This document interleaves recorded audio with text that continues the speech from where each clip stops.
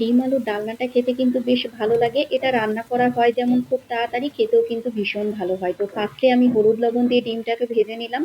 এবার ওই তেলের মধ্যে কিছুটা গরম মশলা দিলাম, লবঙ্গ, এলাচ, দারুচিনি, তেজপাতা একটু ভেজে নিয়ে এখানে মানে স্লাইস করে কেটে নেওয়া পেঁয়াজটাকে দিয়ে দিলাম। পেঁয়াজটাও কিন্তু লাল লাল করে ভেজে নেব, মানে অল্প একটু ভেজে নিতে হবে। এরপর দিয়ে দিলাম কাঁচা লঙ্কা। কাঁচা লঙ্কাটাকেও পেঁয়াজের সঙ্গে অল্প একটু ভেজে নেব।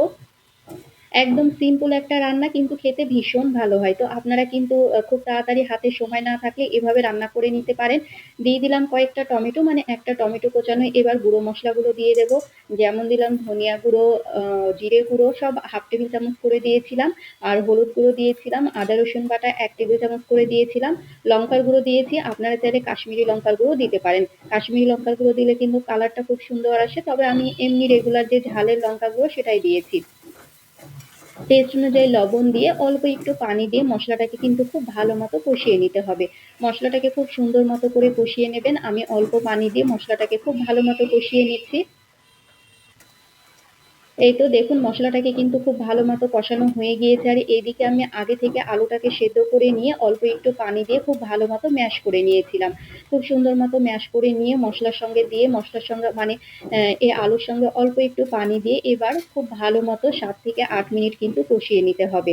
মশলার সঙ্গে আলুটাকে অবশ্যই খুব ভালো মতো কষিয়ে নেবেন। খুব সুন্দর মতো কষানো হলেই কিন্তু টেস্টটা খুব ভালো আসে। তো আমি ফার্স্টে ঢাকা লাগিয়ে দিয়ে কষিয়ে দিচ্ছিলাম, কারণ এটা যেহেতু খুব ছিটে গায়ে লেগে যেতে পারে, সেই কারণে আমি ঢাকা বন্ধ করে দিয়ে খুব ভালো মতো করে কিন্তু কষিয়ে নিচ্ছিলাম। আলুটা কিন্তু আমার খুব ভালো মতো কষানো হয়ে গিয়েছে। দেখুন আলুটা কষিয়ে কিন্তু একদম কমিয়ে নিয়েছিলাম। এবার দিয়ে দেবো ঝোলের জন্য পানি। 2 থেকে 3 কাপ মতো, ওই 3 কাপ মতো আমি পানি দিয়েছিলাম। যেহেতু এটা আমি আরো 7-8 মিনিট ফুটিয়ে নেব, সেই কারণে আমি 3 কাপ মতো দিয়ে দিলাম পানি।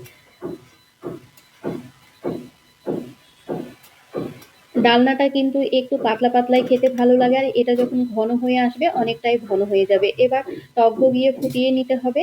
খুব ভালো মতো ফুটে এলে এবার ভেজে রাখা ডিমটাকে দিয়ে দেবো। এক এক করে ডিমটাকে দিয়ে দিলাম।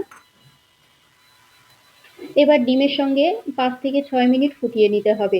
খুব সুন্দর মতো ফুটিয়ে নিয়ে এটা কিন্তু পাতলা করে নামিয়ে নেব। আমার কিন্তু অলরেডি ডিম আলুর ডালনা হয়ে গিয়েছে। নামানোর আগে দিয়ে দিলাম ধনিয়া পাতা কুচি, আর দিয়ে দেবো এখানে ভাজা জিরের গুঁড়ো।